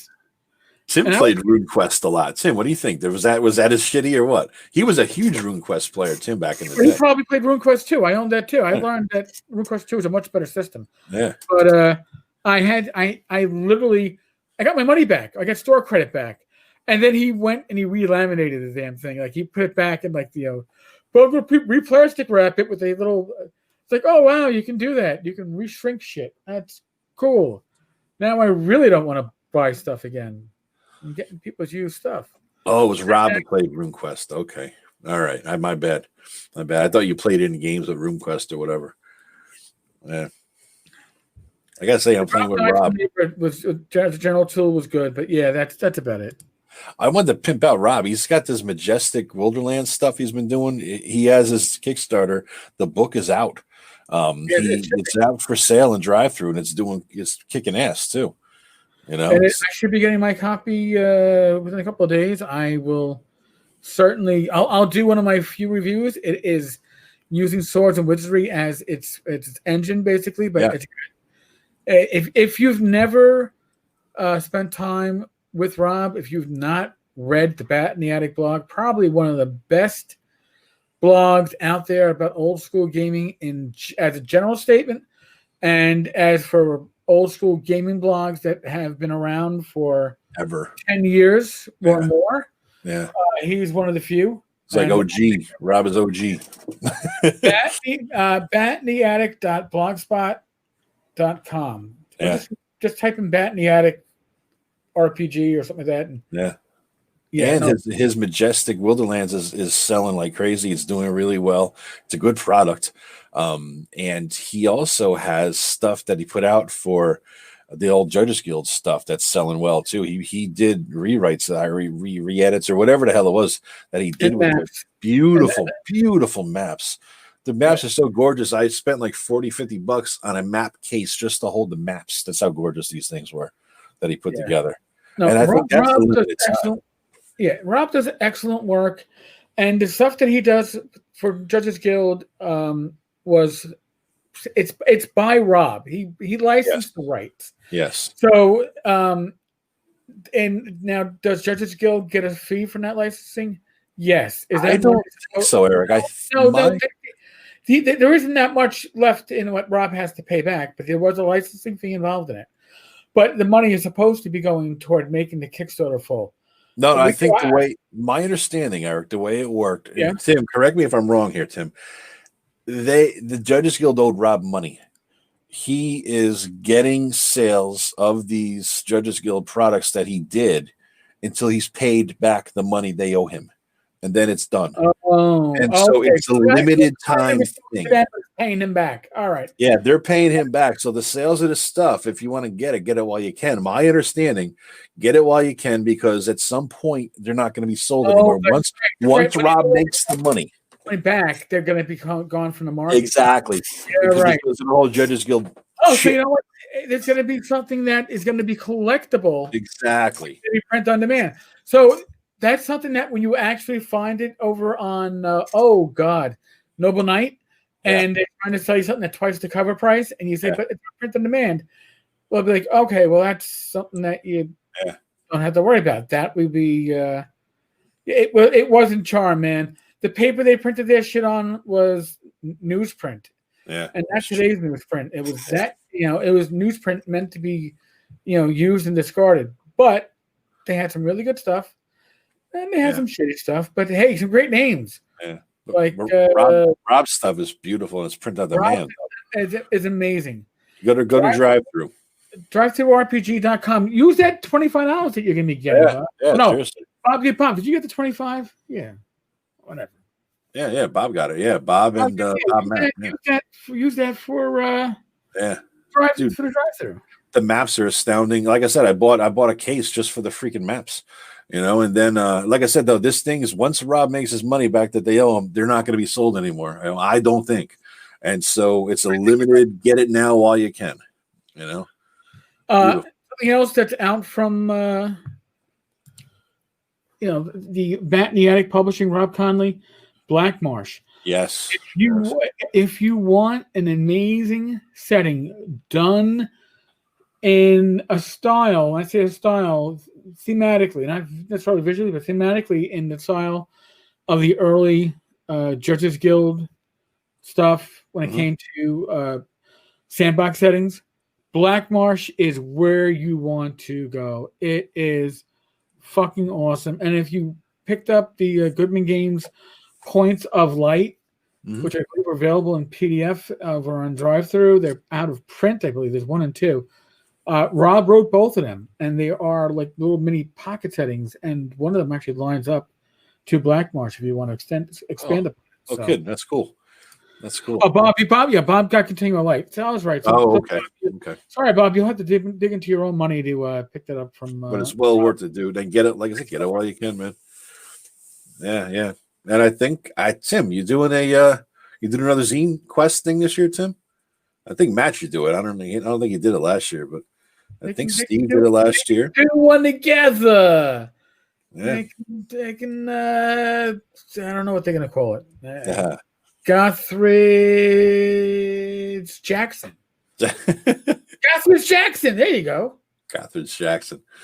Yeah, Tim's doing one. Yeah, that's good. That's good. It should be good. Dude, it's about an hour and a half we're into this, man. We're doing pretty good. Yeah, no, we are. We're gonna probably have to.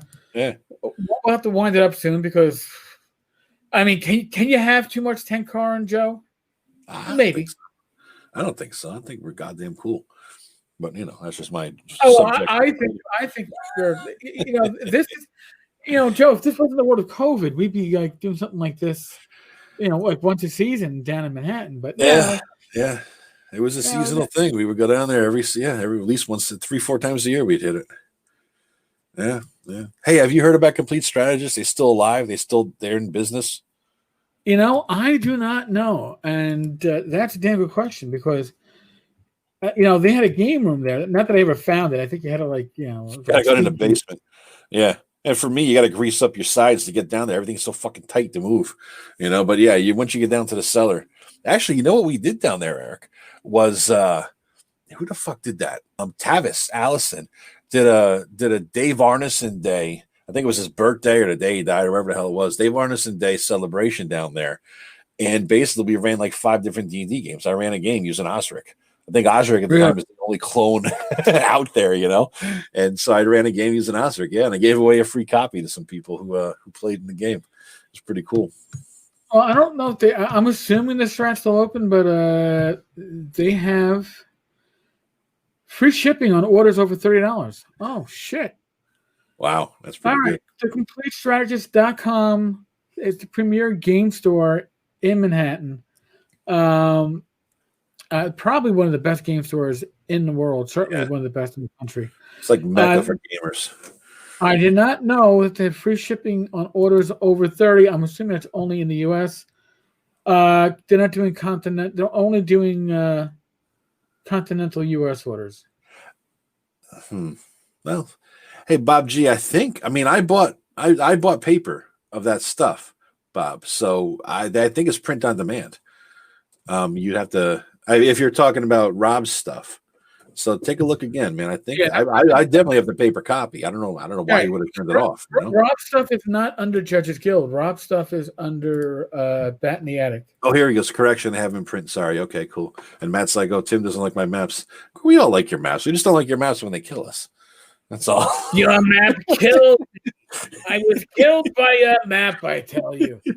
You damn bastard. Never too much Tenkar Joe. And listen, apparently certain people do have too much Tenkar. Oh, by the way, not directly related to D&D, but since this individual was part of the OSR until they left the OSR in a huff and then claimed that they were never part of the OSR and that Lamentations of the Flame Princess was not OSR when they were working as the publicist for Lamentations. Apparently, the Contessa website, Contessa.rocks, is offline. It was not renewed. Oh, shit. So, did you buy it?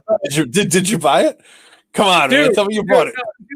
No, I didn't. Well, first off, it's not available yet. Oh. And if I did buy it, I'm probably the asshole that would buy it and then offer it back for gratis as like a quasi peace offering. Yeah. Because, what am I going to do with it? Put up half naked pictures of Jane Spawn going topless. I mean, I've seen it. It's burned into my head. Bad Mike has seen it. He can't get rid of the sites. Oh, God. The one that's front of my head is that Raji picture where he's laying on his stomach with his naked ass and there's a dice bag on his naked ass. I have that saved on somewhere just because I'm like, I just never trying to be sexy in any of the poses that when I saw him, flash me at North Texas, it was just to get a reaction out of me. It wasn't to make me go. What? Raji flashed you at North Texas? No, James. Oh, James, not James. Not. Oh, that's right. They're both James. Yeah. I kind of forget. I just think of Raggy as Raggy. Right. Yeah. Raji, I think. Is it Raji? Hey. Whatever. Tim is like, where the fuck's my rough book? I had to say it. Yeah, no shit. Tim, I don't like when you use my maps against me. That was fucking epic. For a while, it was bad. I mean, Tim's guy kept dying, but I kept using Tim's maps because I have a collection of all Tim's stuff that he had in his Kickstarter or in his Patreon. So I'm throwing Tim's own maps at him, but I'm doing Fog of War, so I'm revealing them a little at a time. He's like, God damn it, this is my map. It looks familiar. I'm like, I don't know. I couldn't tell you. What I would do is I would turn it sideways. It wasn't right side up or whatever. And one time, Tim couldn't find the fucking map. He couldn't remember who was his. The entire game, the map was one of the ones he framed and had on his wall right behind him as we played the whole fucking game. The map that I killed him on was on the wall right behind him. That is fucking awesome. You can't make that. You can't make man. I didn't think he would die from it either. There was a bad streak of rolls, but pretty much whenever Tim plays D&D, it's a bad streak of rolls. So what are you going to do? It's just the way it goes. You can't help yourself. Before we wrap this up, folks, we do this for the live audience. Obviously, we have a blast. I love sharing it on the podcast side. So the podcast listeners, this is what you're missing out on every other Friday night. I am not going to beg or implore you, but if you are listening, please, youtube.com/Eric Tenkar, subscribe. The more people we get listening live, the better the show becomes. Yeah. Honestly, really. The interaction is everything. It really is. Everything is interaction on this. So Joe and I had other things that we had talked about to talk about, and obviously it hasn't come up because you all allowed us to work off your energy, and I think it shows. So we got to bring some of these guys in the game into this with us, Eric. Just. You know what I mean? Like, shoot them a link. Is that possible? Like, while we're live like this, we could just shoot, like, Tim or Matt a link and they could jump in? Yeah, actually, it is possible. And it's dangerous, but yes, it is. Let's life without a little danger. So what you're saying is that you'd like the last, 10 minutes of each episode to be, invite random strangers to the show? Everybody. Yeah. Well, I don't see any of them in the chat going, oh, Mr. Carter, pick me, Mr. Carter, pick me. Because I think many of them, at least the smarter ones, which I like to think our audience is pretty smart, are going, oh shit, man, I like watching train wrecks, but I don't like being part of train wrecks. Well, if they're used to playing with us, they know our adventures, our games are always train wrecks, so they just roll with it. I've already got a commitment, and I'm not saying that we have to send him to a mental hospital, but we got a commitment from Tim that he will make an appearance for this one. Nice. Nice. Epi wants to be featured because he wants to showcase his new combat walker. Somebody yesterday on Thursday nights on Discord, we do a live hangout. We call it Tavern Chat, but basically what it is that a bunch of us get together, and there aren't too many rules aside from you don't call people names, and you try to avoid most real world topical subjects, except for COVID comes up because COVID always comes up. But somebody was like, and he was one of our guys from New Zealand. We wanted to do. I can't do a New Zealand accent, so I was going to try it, but I'm not going to. But he actually wanted to role play a character, not in a combat wheelchair, but a character whose occupation is repairing combat wheelchairs. Interesting. And I was like, that became interesting. That took it to another level. But wait, listen, Joe, I'll be honest with you. Since we have pretty much the old gaming group here right now, we could guilt them into saying, hey, we're going to put you all into a rotation every 2 weeks, and fuck you, join us. I like that. I like Matt saying spontaneous drop-ins. I will join while on the crapper. Yeah, Matt would. He would. And I don't want the video of that. That's what it comes down to. At least we don't have the smell. At least we're avoiding the smell of it. You can imagine. Jesus Christ. That was David. It was David. Not UK, not New Zealand. All right, Dave. I apologize. You talked with a soft voice, and usually, New Zealanders are the ones that are like the few New Zealanders I actually converse with are very they talk softly and carry big sticks. Well, we could be like you, Eric. Did not show. Yeah, true. That's true. For the longest time, Eric goes, "Hey, we got a game tonight. Where's Eric?" I'm not doing well. Well, what's interesting is again going back to James Spawn. James is like, "Yo, dude, I've been watching your live streams." He goes, you do realize that last year at this time and before that, he goes, you didn't look this healthy. I'm like, what? He goes, you look sick before you got sick. I'm like, for months, eh? And he's like, yeah. I'm like, well, I guess that was the secret congestive heart failure that was hanging out in the background. If I use my local dialect, you wouldn't be able to understand me. Oh my, David. When I was an active cop back in the aughts around 2000, my commanding officer, Captain McCormick, he was he was Irish, but he was born in the States, but he was raised in Ireland and then came back to the States. Huh. And his parents were from Donegal, and Paul's brogue wasn't horrible, but my God, when I had to deal with his parents, and I did because he wasn't just my captain, he became a friend.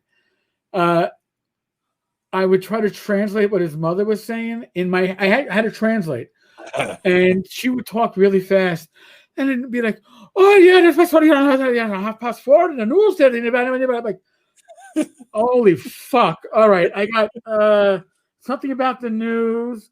Paul, the news at 4:30. Oh, the Irish news. Paul's going to be, and then I lost the rest of the conversation. And the father talked like I was a retard. Talked so slow. Eric, can you understand the words that's coming out of me mouth?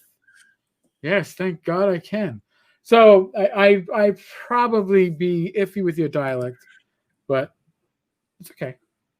I enjoy a challenge. Yeah. Hey, before we go though, I'm just copying every other YouTuber. Oh yes, yes. If you like this, subscribe to the channel, like this, add comments, and that helps the ranking and shit. We not just this live stream. Wednesday nights, Bad Mike and I. We do Talk and Crit, where it's less necessarily about D&D, but it's more about current events going on in gaming. Comments have been amazing. Next Friday, for those that are playing along at home, Glenn Hallstrom, Old Man Grognard, founder of Thacko's Hammer.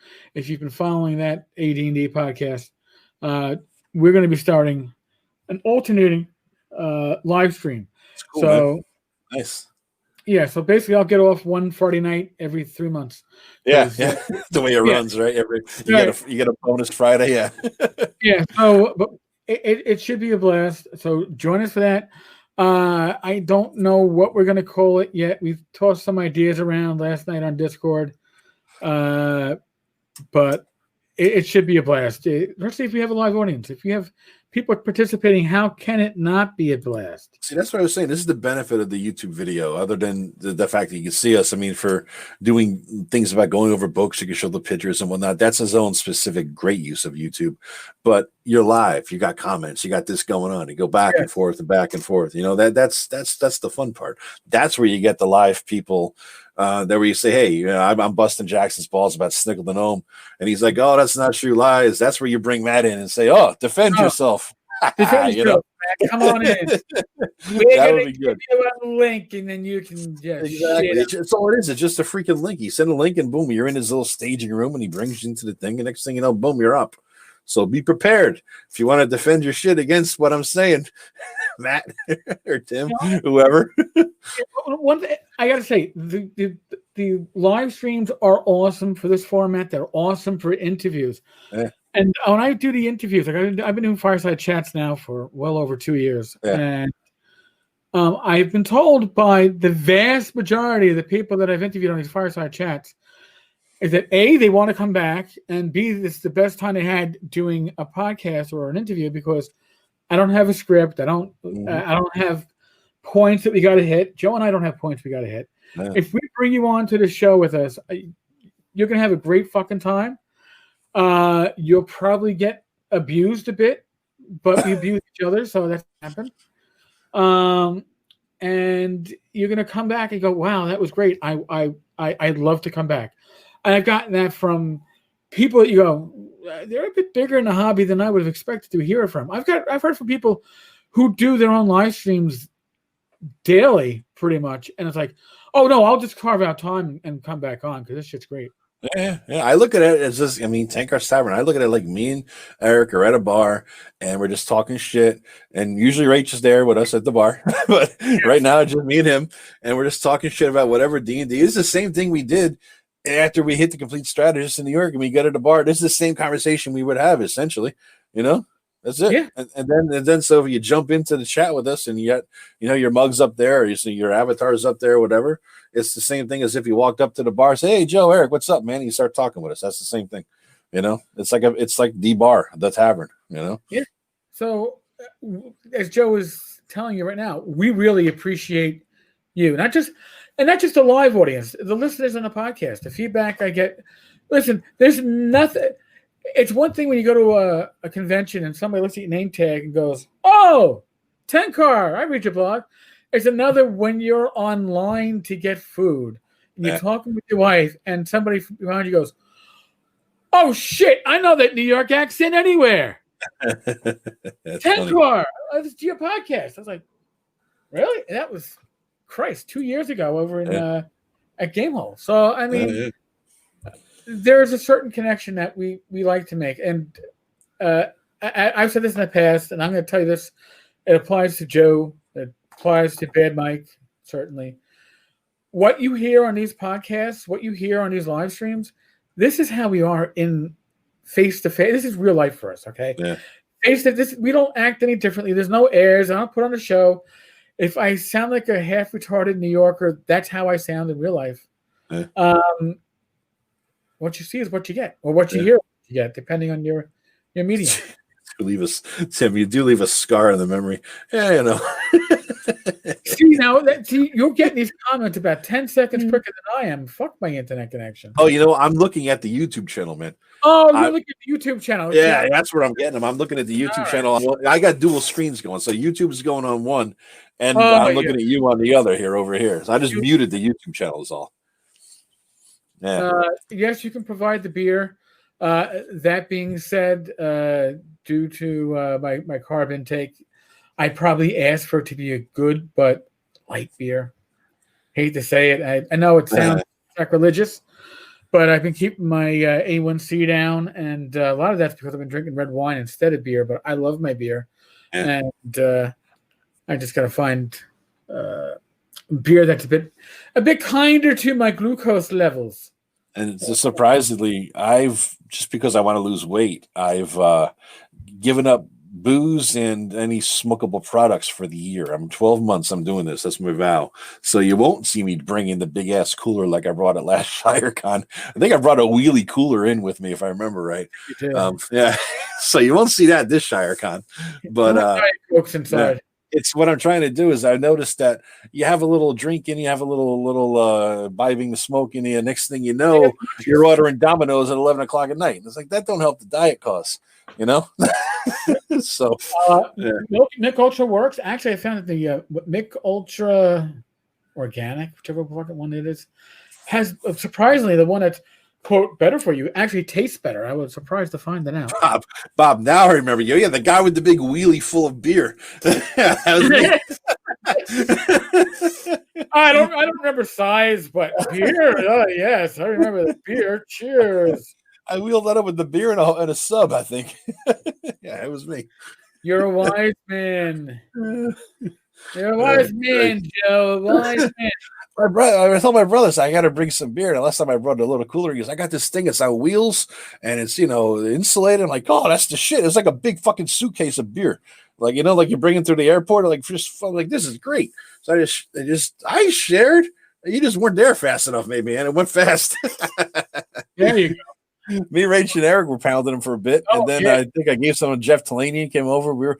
Before you know it, I mean, an 18-pack goes pretty fucking fast, Yeah, no, it doesn't necessarily last all that long. Yeah. Honest to God, true story. When I was a sergeant, my civilian, my administrative aide, Carmen, God bless her, sweet older woman, totally lacking in common sense. So she went to Cuba and decided, coming from Cuba, to smuggle me back 2 Cuban cans of beer. Honest to God, Cuban beer. Yes, in her carry-on luggage. Damn, man. I was like, I'm like, Carmen, nobody. She goes, I just slipped the guy at customs in Cuba 20 pesos, and he didn't ask any questions. But you're going for the beer. You should ask for the Cuban cigars. Yeah. And by the way, the Cuban beer was nothing to nothing to really talk about. It was beer. I had Cuban rum before. It was all right. It was like, rum is rum, right? Yeah, generally speaking, unless it's being made by the Russians, in which case it's probably turpentine. Yeah, that's the vodka. Yeah. God help us. Anyway. All right, folks. All right, Joe. I think that we're nearing that witching hour. And by the way, after this, I still got to sit down with Rach and do Gamers Health. Oh, wow. Oh, shit. Really? Okay. Well, tell Rach to say hi. Dude, I will. Hey, I'm in it to win it, dude. I'm in it to win it. Thanks, man. But folks, as always, it's a habit of saying this now for nearly a year. We are in the midst of the world of COVID. I am not a medical professional. Neither is Joe. Joe will tell you he's barely a legal professional. But use your common sense. If you need guidance, seek a medical professional that you trust. Ignore the talking heads, ignore the pundits on YouTube and everywhere else. Use your common sense. You got to protect yourself, your loved ones, your family, your friends, your community. And your community includes your fellow gamers. Beyond that, be safe, be well. God bless. And I can do this now because, I was ordained when I was, out sick 12 years ago with cancer. So internet's a great thing. I don't think you can get ordained on the internet anymore, but I was. The paperwork. Folks, roll your dice well. And, well, you know what? You're going to hear this tomorrow anyway, because when this goes up on Saturday. Fuck it. I'll talk to you all later tonight or tomorrow or whatever. And Joe and I will see you in 2 weeks. I think this stays up, right? This, Eric, will stay up, and then it goes to the Anchor cloned. The audio only goes up tomorrow or something. And this actual live stream Yeah. takes like 12 hours to pop up as a video. Oh, does it? Oh, okay. Yeah, it does. It'll pop up as a video at some point. Okay. All right. It just isn't, for some reason, some wacky reason. I don't understand. I don't understand the tube that is you and me, but somehow it works like that. Listen, if you're listening to this still on the Anchor app or whatever you listen to as a podcast, remember, this is all interactive. This is what the beauty of this whole thing. So if you like it, show up 2 weeks from Friday, right? 2 weeks from today, we're going to be doing it again. Show up. I have to look at my watch. That would be the 22nd. 22nd. Next Friday, it is going to be Old Man Grognard going out with me. Every Wednesday night at 8 p.m., it's going to be Bad Mike, North Texas RPG Con, and myself.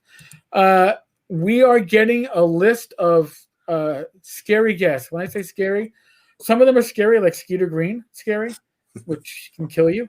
I kill you.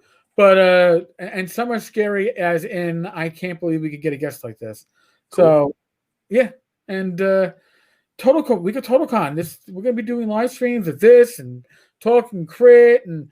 We are going to be a week of live streams to just annoy everybody, and tell you what you're missing at a convention. It's all virtual. Yeah, we're going to bring special guests. That's awesome. Show up in 2 weeks, guys. You can join the circus. Or lacking special guests, we'll bring Matt. I don't know. It was all right. Hear that dig? Sure. I love you, Matt. Love you. Don't kill me in your next game. Okay. Okay. Later. All right. Later, guys.